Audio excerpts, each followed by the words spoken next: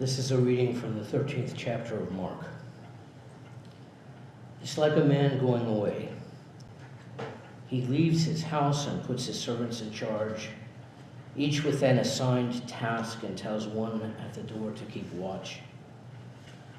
Therefore keep watch, because you do not know when the owner of the house will come back, whether in the evening or at midnight, or when the rooster crows or at dawn.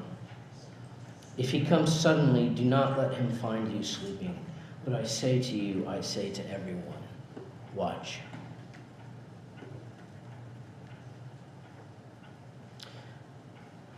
It is difficult, perhaps impossible actually, to worship this morning without being influenced, without being overshadowed really by the great loss our Fairview community has sustained through the death of Tom Terrell. It is noteworthy that it occurs so close to Easter, but that also makes it hard on a preacher who's going to have to steer clear of making too many comparisons between Tom and Jesus anyway. The passage with which I began is a segment from a longer passage in the 13th chapter of Mark, in which Jesus is trying to answer the question about when the end of the world will be. He answers, "None of us, not even me, know when the end of the world will come. All we can do is always be ready for it." This week, that answer reminds me very strongly of a couple of sentences that I have seen attributed either to William Penn or to Stephen Gourlay, one of them a Quaker who lived from the mid-1600s to the early 1700s, and the other a Quaker who lived from the mid-1700s to the early 1800s, so 100 years between them, and both of them are given credit for the same passage. And to be honest, I'm not sure that either of them actually said it, but it's a good passage, and so here it is. One of them, let's just pretend one of them said it. "I expect to pass through this world but once. If therefore there be any kindness I can show, or any good thing that I can do to any fellow human being, let me do it now. Let me not defer or neglect it, for I will not pass this way again."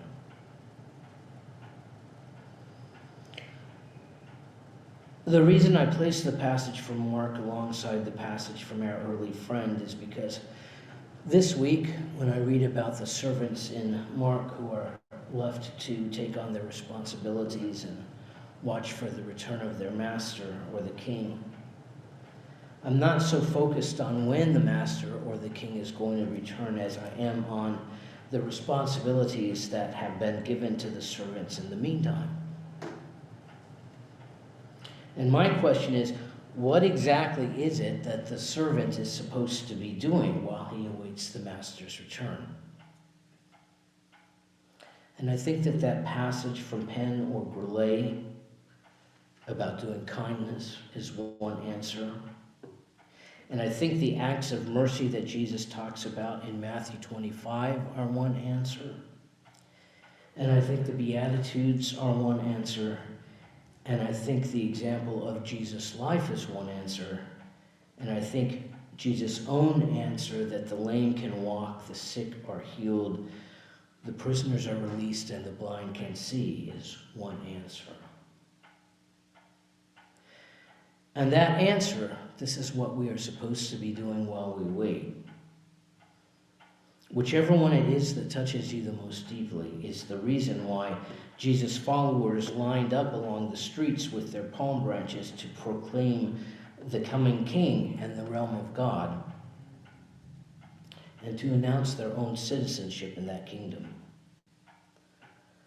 But this week, when I think about it, I go back not to any particular act of mercy or kindness, but to the servant's willingness to accept the responsibility to bear the master's yoke, to take on whatever task has been assigned or given by the king.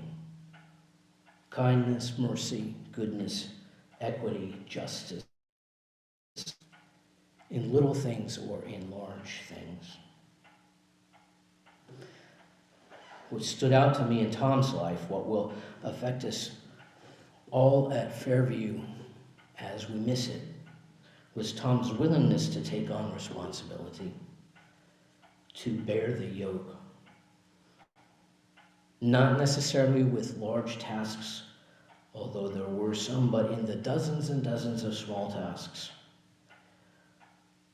Locking and unlocking the door, turning on the heat, turning on the water and the lights and the fans, winding the clock, writing the checks, putting water for the pastor, checking whether the basement was dry, keeping tabs on the groundhogs, keeping Sunday school going when there were only 2 attendees in Sunday school, Tom Terrell and Gerald Bernard.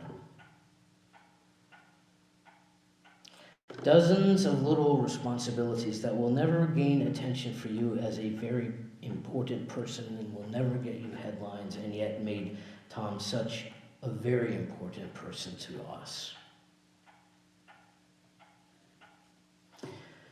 In olden times, they used to refer to people like Tom, to people who were exemplary in their willingness to take on responsibility and in their faithfulness, in their care for the community. They used to refer to them as saints. Not in the Catholic way, which meant that they did what was impossible to achieve, as for instance, levitation or throwing yourself into a fire, but in the Protestant way, which meant that they served as examples to the rest of us of what a single faithful soul might accomplish as he or she carried their given duties while waiting for the Master's return, for the return of the King and for the realm of God fully realized, with hosannas and hallelujahs and palm branches. And today I just have to offer my own hosannas and hallelujahs that we have had the joy of living with such an example.